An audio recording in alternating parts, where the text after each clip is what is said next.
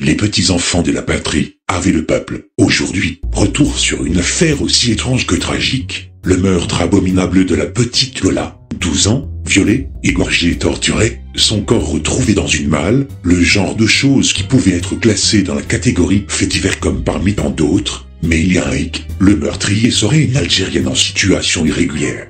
Ah, voici un florilège. Après plusieurs jours de garde à vue, Rachid N a pu regagner son domicile hier. La justice lui reproche d'avoir véhiculé et accueilli ici pendant 2 heures, vendredi, Dabia B qui transportait avec elle une caisse plastique, dans laquelle le corps de Lola avait été dissimulé. Méfiant, l'homme de 43 ans nous répond derrière sa porte. J'étais pas impliqué ni de près ni de loin dans cette affaire. J'ai passé 3 jours vraiment compliqués. Comme je le répète, j'étais pas impliqué, j'ai eu le malheur de connaître cette fille.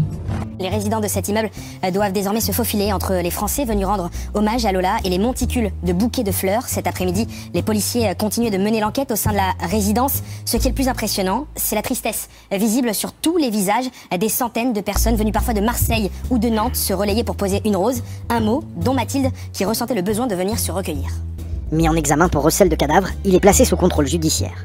Dabia B, elle, poursuivie pour meurtre et viol avec acte de torture et de barbarie, a été incarcérée cette nuit à la prison pour femmes de Fresnes. Placée à l'isolement, elle est sous haute surveillance pour éviter toute atteinte à sa vie. C'est important pour moi parce que c'est pas normal.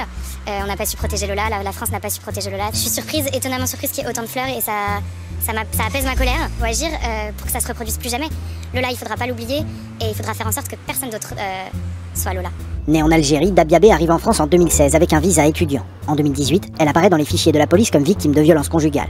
Au moment du drame, elle se trouvait en situation irrégulière sur le territoire. Ils ont le cœur sur la main. Une fois, il m'a aidé pour réparer ma voiture que j'ai raccompagnée à Reims. Leurs filles, j'ai déjà croisé plusieurs fois. Ils sont très gentils. Ça me choque. Moi, ça me trouble. Tout le monde est troublé de toute façon.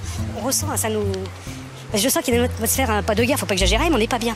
La suspecte n'est pas connue des services de police. Qu'elle a moins de 25 ans. Qu'elle est arrivée régulièrement en tant qu'étudiante sur le territoire national. Et il y a à peine un mois qu'elle a une obligation de quitter le territoire national. Il y a beaucoup de gens qui vont, je pense, partir, surtout les familles qui ont des enfants en bas âge, qui se sentent concernés, qui vraiment ont l'impression, je pense, de se transposer à cet événement. Mais on échange de plus en plus avec les voisins, il y a énormément de voisins qui se sentent vraiment pas bien en sécurité, qui vont déménager, ou qui arrivent plus à manger, ou qui travaillent plus, il y en a quelques-uns qui vivent vraiment extrêmement mal. En effet, si son titre de séjour a expiré en 2019, ce n'est que le 21 août dernier qu'elle réapparaît sur les radars à l'aéroport d'Orly. Ce jour-là, elle tente de passer dans la zone d'embarquement sans billet ni papier d'identité pour, selon ses termes, rejoindre une amie à l'étranger. Arrêtée, elle se voit remettre une obligation de quitter le territoire sous 30 jours. Il y a beaucoup de gens qui viennent sur le lieu du deuil. Pour nous, les résidents, c'est là où c'est vraiment compliqué. Finalement, ça nous rappelle tout le temps ce qui s'est passé, ça nous permet pas de penser à autre chose. Et c'est surtout qu'il y a des gens qui viennent toute la journée, qui essaient de rentrer, qui viennent toquer aux portes, parfois des gens, on ne sait pas forcément leurs intentions. Donc, ça commence à être pesant que les gens restent vraiment longtemps et soient vraiment hyper... presque parfois insistant. Depuis peu, elle logeait chez sa sœur dans la résidence où a été retrouvé le corps de Lola. Parmi les hypothèses des enquêteurs, celle de la vengeance. Dabia B aurait eu une altercation avec la mère de Lola, gardienne d'immeuble, qui refusait de lui procurer un passe d'accès.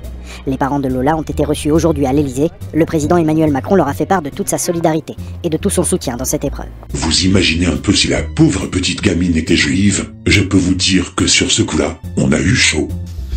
Heureusement. Par conséquent, vous pensez bien qui allait monter au créneau quand on ne les entend jamais sur autre chose? C'est bien entendu la droite identitaire, tandis que la gauchiasserie bien pensante allait jouer la carte de l'indignation. En clair, un nouveau bal de faux cul.